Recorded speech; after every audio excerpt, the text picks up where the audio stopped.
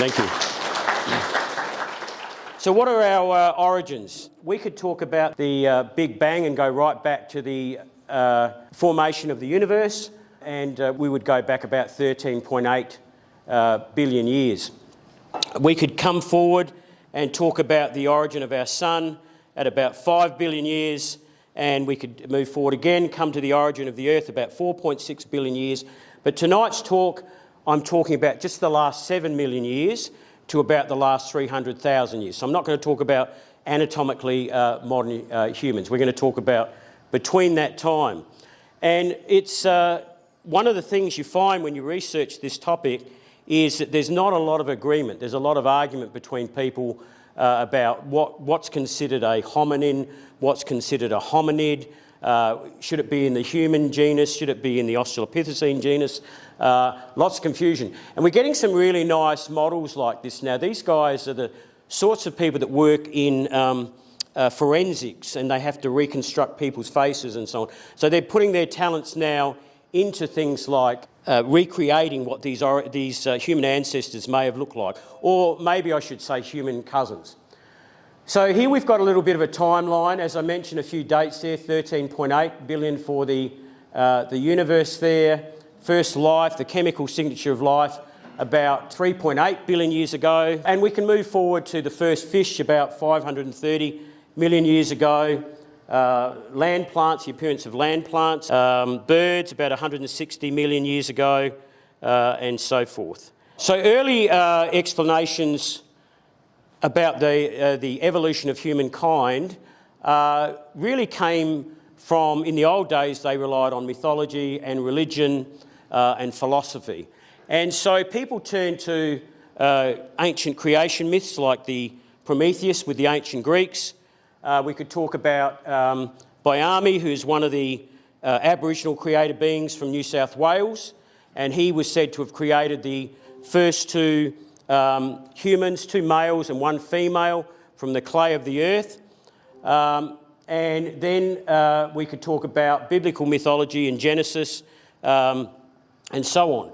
But it wasn't really until the emergence of the sciences that we started to get some more definite answers about that. And in particular from Charles Darwin and Alfred Russel Wallace. I like this image. This is one of, there's been a few different images like this. The original was by, I think his name's Joseph Salinger, and it was called The March of Progress. And we've seen this in many different forms over the years. And I like this one because it's Homer Simpson. As an astronomer, we have one for astronomers as well. But as you can see, evolution is a process by which organisms change over time through the work of natural selection, and natural selection is the process through which populations of living organisms adapt and change over time as well. And so this image is still circulated a lot, but it gives a lot of misinformation. This idea of we were kind of knuckle draggers, and as we evolved, we slowly stood up and walked around and looked through telescopes and at rocks and whatever else, which is certainly not the case, most certainly not the case. So when Darwin wrote The Origin of Species in 1859, he sort of at the time said, well, he knew that the origin of humans was probably in Africa because of the apes, the gorillas, the chimpanzees, and to suggest that in his time was a little bit of a dangerous thing almost. In fact, when clergymen would take people to the British Museum, they would warn people that Darwin was the most dangerous person in England because he had this idea that we evolved, and that didn't sit well with the church. So in Descent of Man in 1871, he strongly suggested that humans had evolved from earlier ancestors in Africa. Darwin sort of sat on his work for many years, for about 20 years, and he was getting letters from Alfred Russel Wallace, the co-discoverer of the theory of evolution, and he started getting a little bit worried because he said, that's my idea I've been working on for 20 years. But to his absolute credit, I think it was in about 1858, they published together. And it didn't cause much of a stir at the time until later, when people started thinking about this idea. And of course, Darwin came from a very pious type background as well. His wife was very religious, so he was also worried about upsetting his wife. Now, for a while, a gentleman by the name of Ernest Haeckel had proposed the idea that humans had evolved somewhere in Asia. He was a German zoologist and paleontologist, did a lot of things.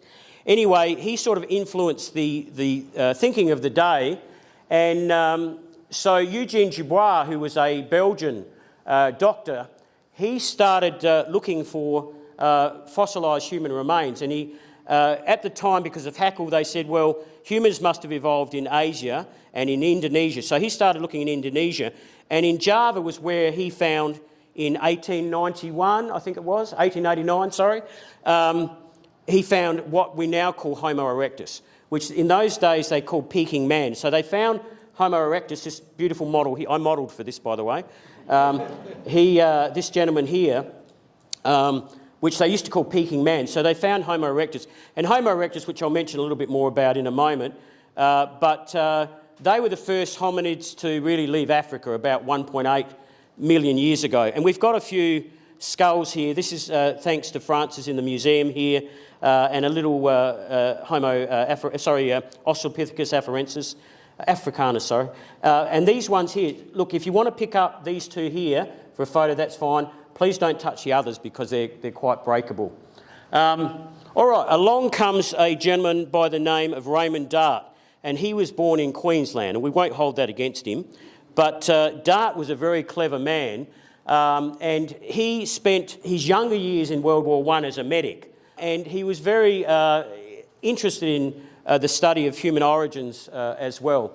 And, you know, when I talk to people on the street, if I was to mention Raymond Dart, most people, you guys being a learned audience probably know him, but most people would never have heard of him, which is a little bit of a shame because he was a very clever man. And one of the things was he proposed the savage ape theory, saying that, you know, we had a very savage sort of background and killed each other and did all this kind of stuff. Now, he was sort of criticised a bit for that, but you can understand that because he'd been a medic in World War I, all he'd seen was barbarism, and then not long down the track, when he published in just after World War II, he'd seen World War II. So, you know, I think it's a fair cop to be able to say that.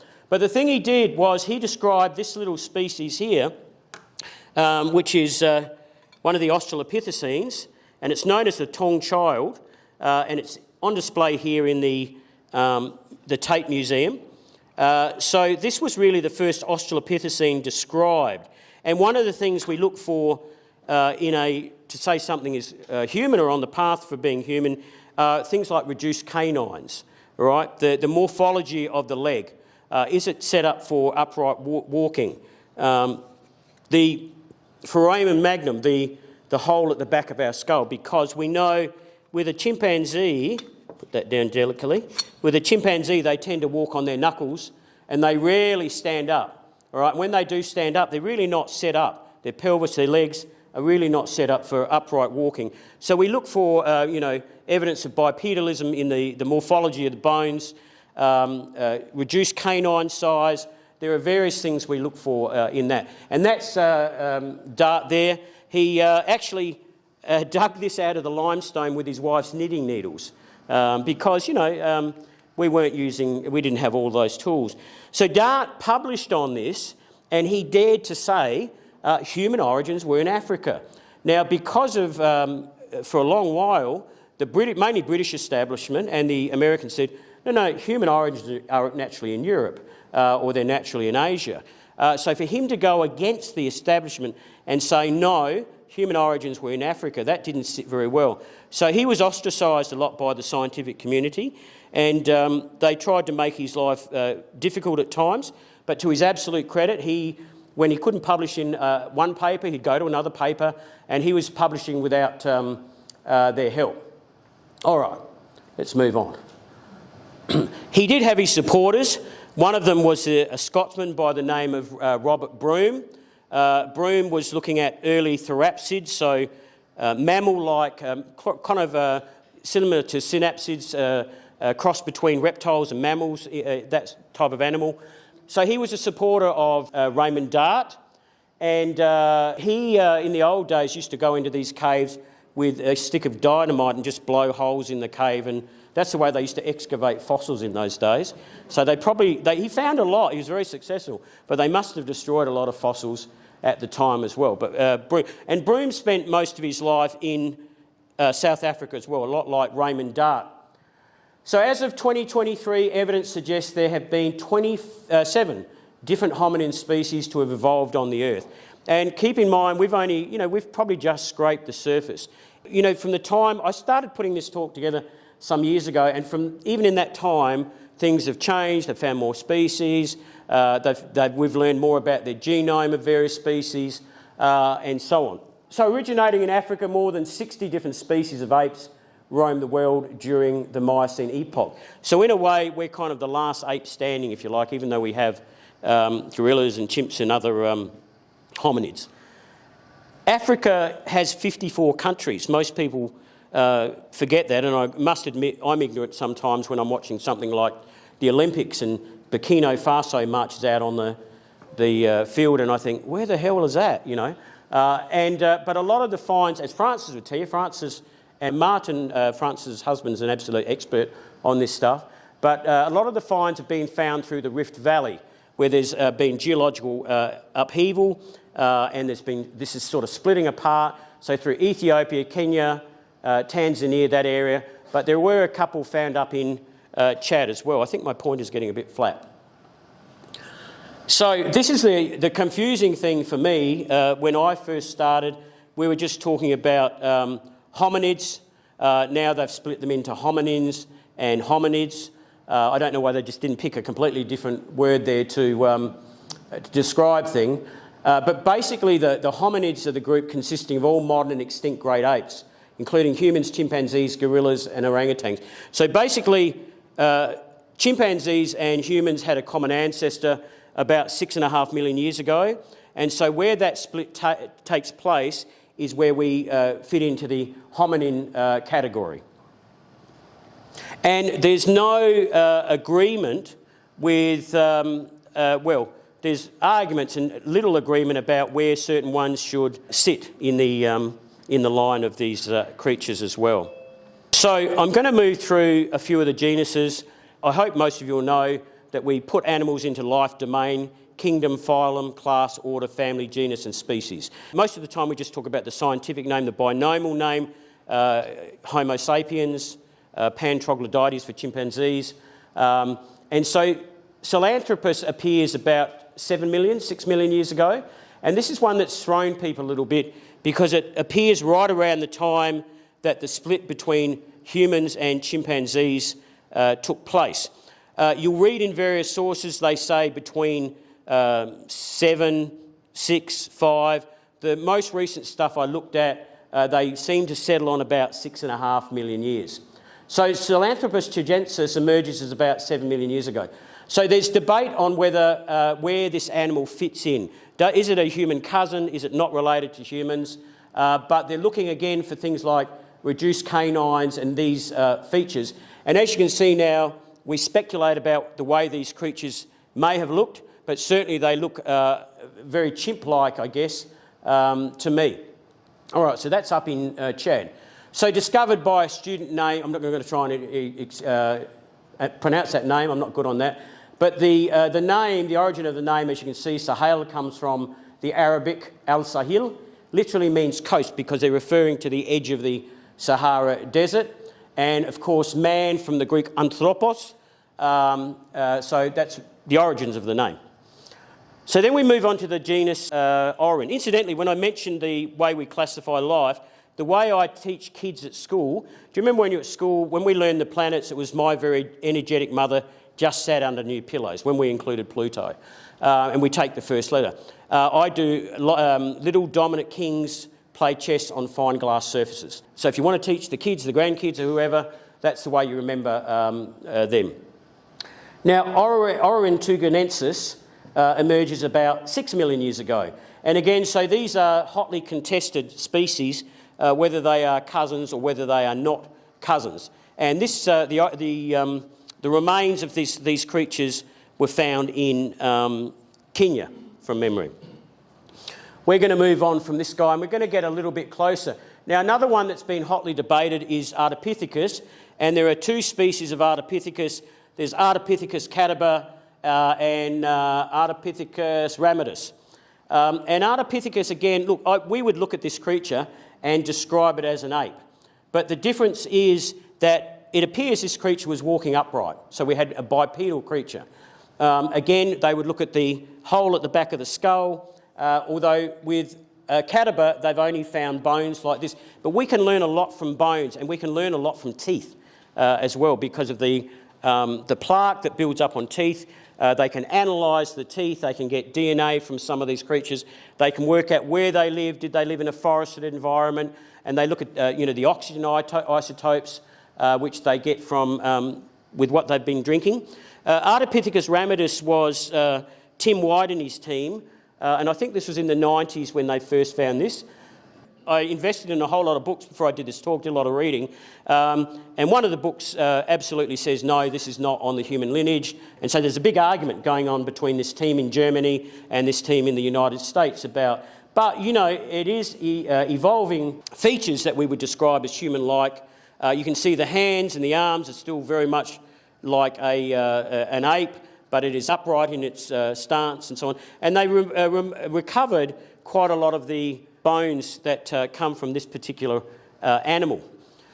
Now, Paranthropus is another hotly contested genus. Some academics say this should just be put in with the robust Australopithecines. It's a heavily built Australopithecine where others will say no. And so there are three species of Paranthropus, Ethiopeicus, Boise, and I forget the other one. It'll be here somewhere probably. All right, and again, you can see this to me looks like an ape. This, of course, is guesswork with a lot of artistic licence there. You can see it has a very strong sagittal crest at the top. It was probably eating a lot of nuts and so on, so they had the muscles tied here. And so this is a very robust type of creature. We would describe this as robust. So at this time, there were a lot of different hominid species walking around Africa and roaming about that would have, probably came across each other. Now, I'm not going to dwell too long on each species because I'm conscious of the time. Paranthropus boise. Now, when I was a little kid, I remember going to the library with my mum, and obviously being into space, I got a lot of space books, but there were human origin type books I remember collecting as well, and they were always talking about these two guys, Lewis and Mary Leakey, and they're kind of like the royal family of paleoanthropology. They pioneered a lot of this field, and as you can see, they spent a lot of time in the Olduvai Gorge, and Mary Leakey found footprints of Australopithecines. In fact, she did a lot of the discoveries, and Lewis obviously did a lot of the describing with these creatures. And there's another one, Paranthropus robustus. You can see that's a very robust type skull with the strong cheekbones on the side. Again, I would look at this and say, yeah, that's an ape. From the Greek, para, for beside or next to, and robustus, coming from Latin for, if I got it there, it means robust anyway, just something very strongly built. All right, once we get to the Australopithecines, we start to think, well, there are about 7 to 8 Australopithecine species described, and we start to think, well, one of them are probably our ancestors. We're not sure which one. And just as a side thought, I had a chat to Dr. Alan Cooper recently. I took Professor Charlie Lineweaver up to meet him recently, and they had a 6-hour debate, and they still didn't agree on things. They were arguing about dates and what was human and what wasn't human and so on. Bones for this creature were found in the 60s, and it wasn't until Maeve Leakey, who's the wife of the very famous Richard Leakey, and she's very famous in her own right, returned in the 1990s, and they proclaimed this as species. So Anamensis emerges between 4 to 4.5 million years ago, and it's been described as the first of the Australopithecine species. Afarensis is a little more famous, emerges about 3.9 million years ago. Again, we find those creatures through the Rift Valley of Africa. They're getting very good at this when they make these models like this. They're starting to look very human-like. And, you know, lo and behold, in the 70s, was it 78, around that era, 76, it's a very volcanically active area. So there's been volcanic ash laid down over large periods of time. And so lo and behold, they find these footprints that date to about 3.7 million years ago. And so we think these were Australopithecines. We can learn a lot about how tall they were by how big their stride was when they'd walk, how heavy they were by the imprint. They appeared to be a little bit more flat-footed as opposed to the arch that we have with modern humans. The big question, of course, is we kind of mentioned briefly was bipedalism. We look at the morphology of the bones. As you can see with the ape here, the back of the skull, the foramen magnum, the hole at the back where the spine joins in is a lot higher, where over time it's evolved down beneath our head. And there are all kinds of problems we have with the S-shaped spine standing up that give people back problems, headaches, different size in pelvis as well. And one of the things is when did we stand up? And this is where Salinger's drawing came in and formed the thoughts of many people for many years. You know, we were probably like chimpanzees, and eventually we stood up and walked a bit like rugby players for a while, and eventually anatomically modern humans. I had to put the cute little chimpanzee in there, but everything I read recently, the evidence suggests that we stood up in the trees first. We didn't come down and just run around the ground to look across the savannah or anything like that because forests were shrinking. The idea is that apes probably stood up maybe even in Europe earlier and probably just to reach fruit. All right, there was an advantage to be able to reach things. And as they moved on to the land, and there's debate about why they did that, you know, the old idea was so they could see across the plains for predators. One of the modern ideas is that it reduces our body temperature. So if you're a hyena, you're over like this, there's a lot of sun on your body, and we're able to sweat, of course, as well, but it reduces our profile to the sun. And, you know, when we stood up and we have opposable thumbs, we're able to handle tools better and make other tools and carry things and benefits in lots of ways like this. Australopithecus afarensis is maybe one of the best known because this quite complete, well not complete, but you know there's quite a lot of the skeleton there was discovered by Don Johansson and his team. And at the time they had a cassette going playing of the Beatles, Lucy in the Sky with Diamonds. And so that's why this skeleton got the nickname Lucy, which was a good way to publicise it, I think. But there again is a recreation of how Lucy may have looked. She wasn't very tall, and of course we found another Lucy. They got very excited about this second Lucy in southern Uganda. It's good you get this joke. When I show this to kids, they're like, who's Lucy? You know, like, Peanuts is beyond them. If it's not SpongeBob, they don't know who you're talking about. Australopithecus africanus. As I said, there are 7 or 8 of these various animals that have been described. Emerges about 3 million years ago. And I think this one's an africanus from memory. This has been printed by students of mine at uni, just 3D printing skull, 3D printed skull. Takes a long while to print it, but for me it's really good as a teaching tool to be able to do a hands-on thing with kids. I bought 2 of them, rather expensive ones. They're like $200 each and very breakable. And so the idea was I'll take them into schools and no, I'm not taking that into school. So I like these plastic ones because if they get dropped, there's no real damage done. All right, so this species emerges about 3 million years or so ago. Then we have a skeleton of a chimpanzee, a Australopithecus sediba, and a human. And so, you know, these early Australopithecines were quite small, probably about 120 centimetres, 3 foot 11, quite small. And so when we get to creatures like Homo erectus, they were actually very tall. They were probably around the 6 foot mark, the 180 centimetres, 180, 182 centimetre. And then there's the debate on Homo. Should Homo habilis really be declared a human? Because Homo habilis and the Australopithecines have very similar features. And so I'm talking about the morphology, the structure of the body, the bones. There's a big debate on, we know now that Australopithecines were using tools. So is it an Australopithecine? Is it in the genus Homo? And this was declared by Lewis Leakey's team in the early days. But definitely this creature was using tools. So Lewis Leakey said it must be a human. It's got to be a human. The other thing is we can look at brain capacity. So we find with modern humans, these early apes were something like chimpanzees. They had brains that were about 300 cc's, so cubic centimetres in brain size. Modern humans are about 1,300 or so. But as you can see, Neanderthals, in the old days, if you wanted to insult someone, you'd call them a Neanderthal. But their brains are actually bigger. Doesn't mean they're smarter, but their brains were actually bigger. And most of us here would have 1 to 5% Neanderthal DNA in us as well. Because the big question for a long while was what happened to the Neanderthals? Because once humans moved into Europe, where the Neanderthals were, they fairly quickly started to disappear. Was it competition for food? The weaponry they were using? Neanderthals, when we look at their bones, have injuries that are consistent with like rugby players.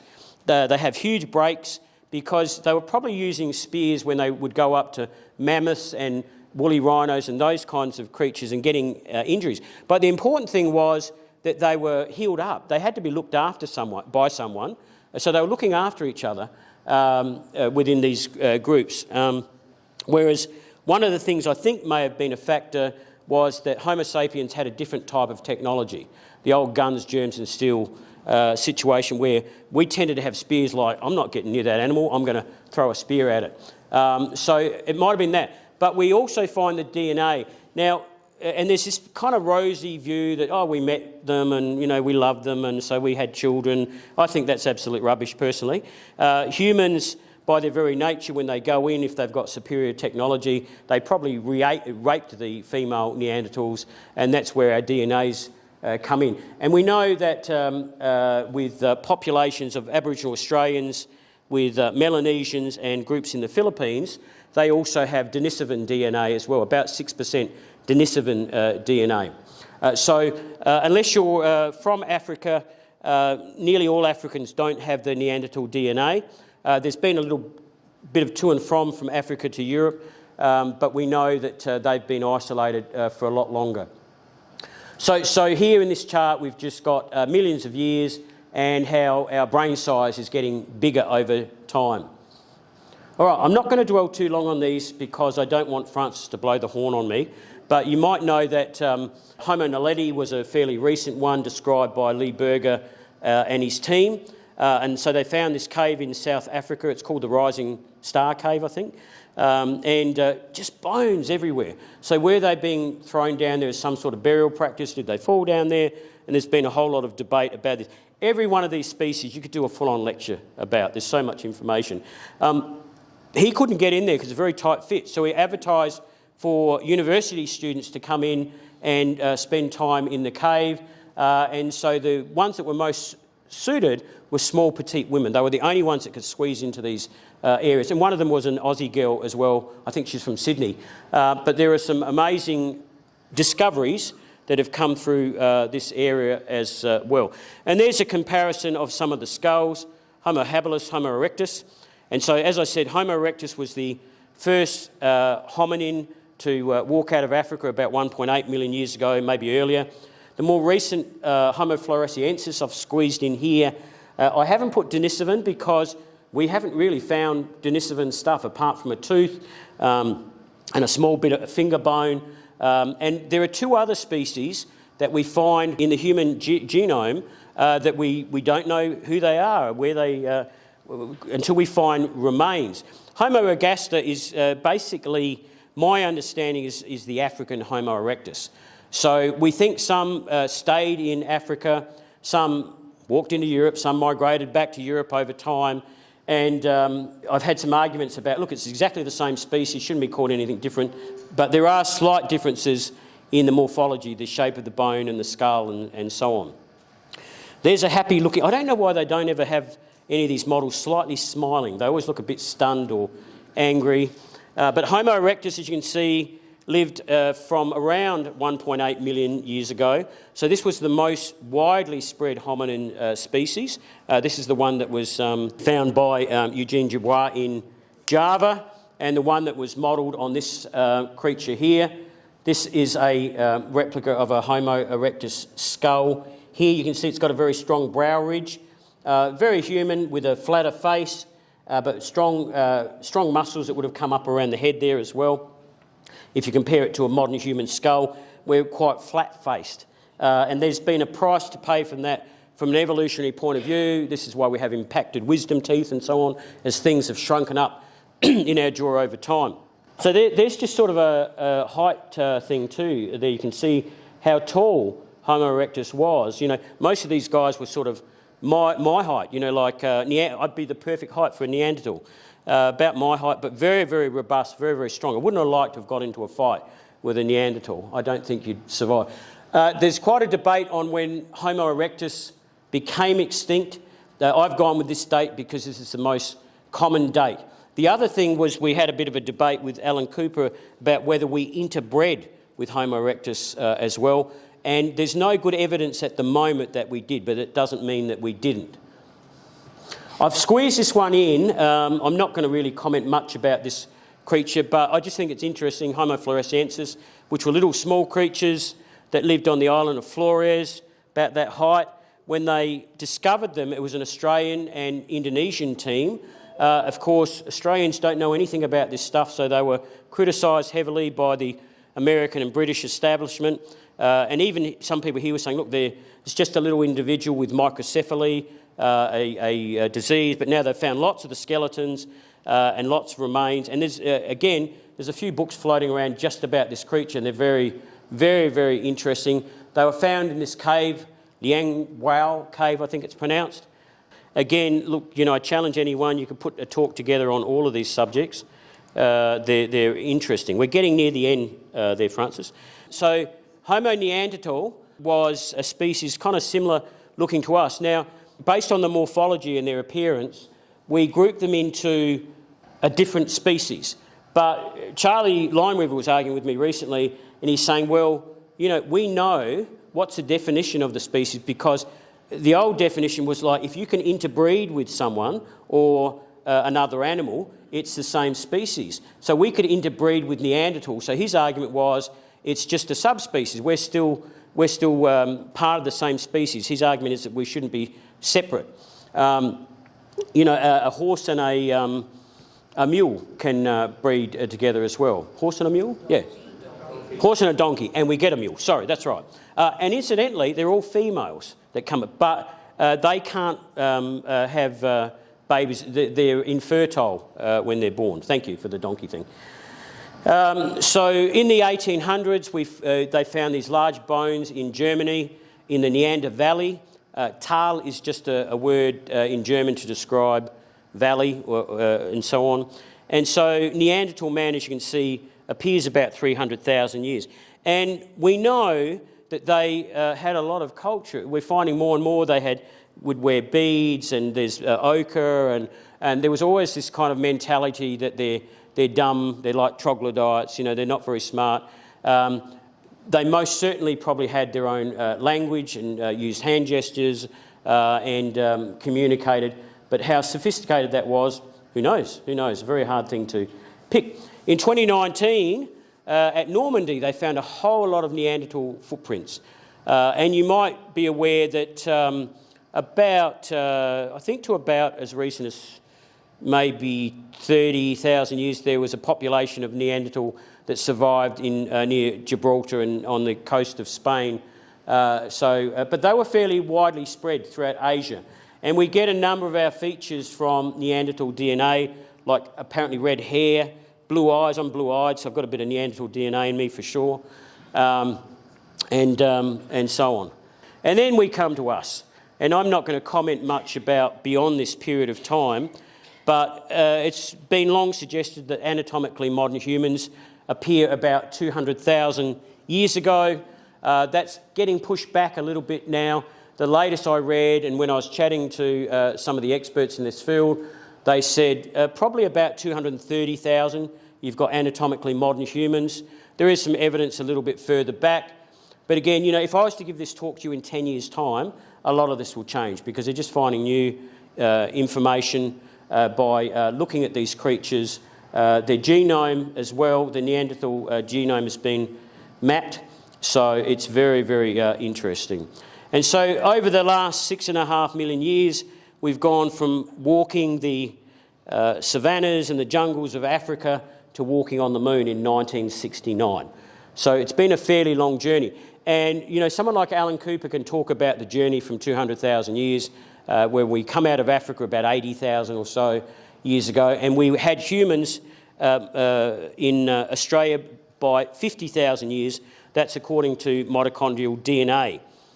You'll read older dates, but I'm sceptical about those dates. And as France's husband Martin will tell you, the way they've dated some of these things, the artefacts can fall into older layers, and but yeah, who knows?